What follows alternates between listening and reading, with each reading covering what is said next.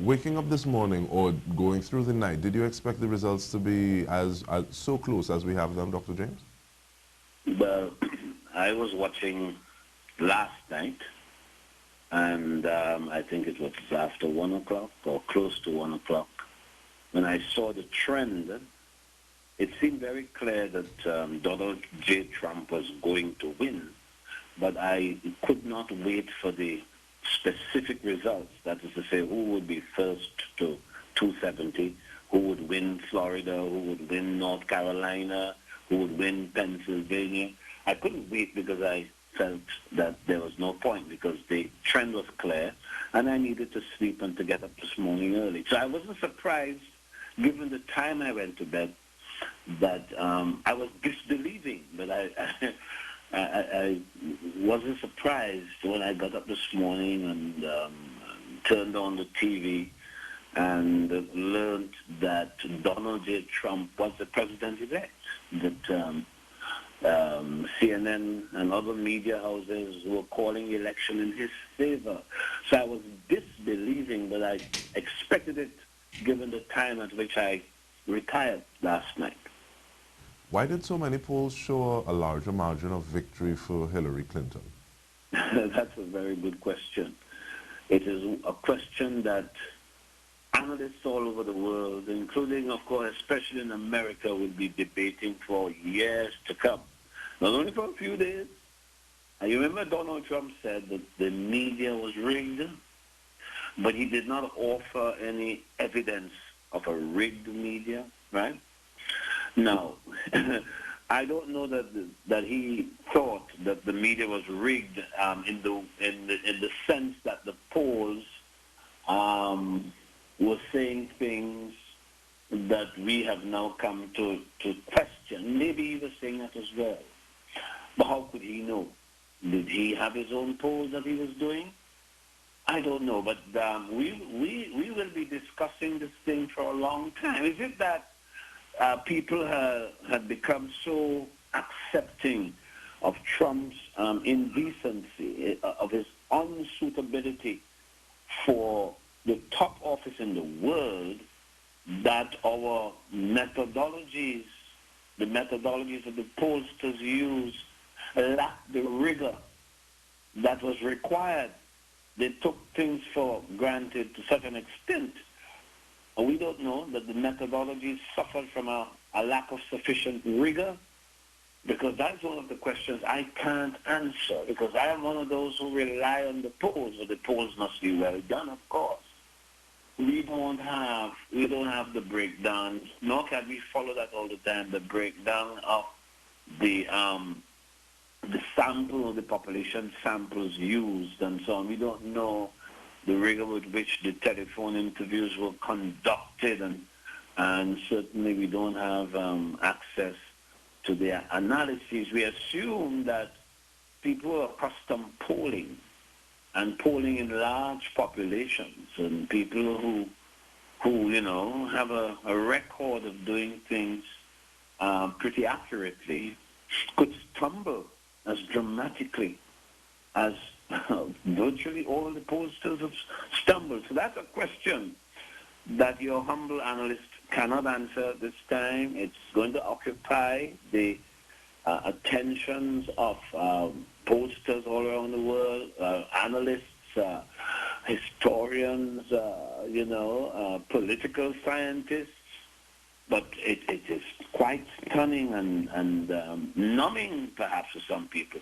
It certainly left the Clinton camp numb, that they are going to take a while to recover from the blow that has been delivered.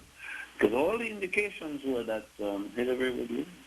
More than just feeling numb, I'm thinking that Secretary Clinton is almost as though she's feeling as though she had a Dorset chin, a podium with the results that are happening. But you spoke about the question and it being a question that will last for years to come. It also brings me to ask you, do facts really matter anymore when we have so many instances of statements being made, and this is on either side, and people going back, doing fact checking and saying, okay, well, your reasoning, your facts, your basis is coming up a little short here. Do these things matter anymore as well, or do they matter as much as they used to? Oh, they do. They do. It's people's attitude to the facts. If you have, as it seems to have happened, if you have a very large segment of your voting population, right, up in arms against a system that they think has worked against them for too long, right?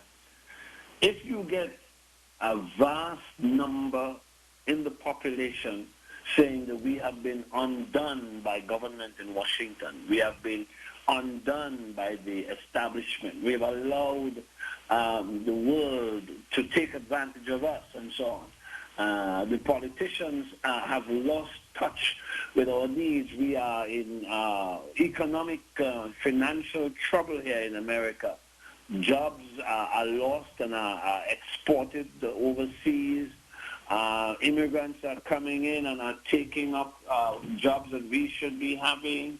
If you have a situation where people come to believe that both parties, because remember Donald Trump is an outsider, both parties are not serving their interests, then the facts don't matter. Well, it depends on the set of facts you're referring to. But if you meant facts like, his misbehavior on the tape where women are concerned, you follow? If you mean those kinds of facts, and if you mean that he might be overinflating the rates at which Obamacare was rising, the delivery of Obamacare, if you mean those kind of facts, people have a way of taking those facts and relating them to their basic condition. And if they feel that despite those facts, at the root of our existence here, things are so bad, they are going to ignore those facts and go with somebody who might, just might, turn the tide for them. And apparently, that's part of what has happened here. That this outsider, who has, in fact, thwarted the Republican establishment, certainly is against a democratic establishment. This outsider is coming in to say, the whole system is rigged. We've got to do things differently. We've got to get America to regain its respect in the world by being stronger. We've got to get the white working class, blue-collar workers, we got to, and their wives and women, of course, we got to get them more optimistic, more hopeful. We got to give them back their hope and so on. When you have a fellow like that, then certain facts will lose their importance or are not as important as others more fundamental, more primordial. And I believe that that's what Trump apparently saw something in the American psyche, as that psyche is shaped by events that include events that have a financial impact.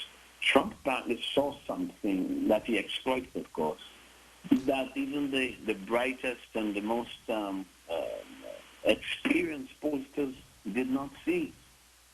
Except we want to say that when the pollsters did their work, they came across respondents who deliberately lied, who deliberately gave answers to mislead.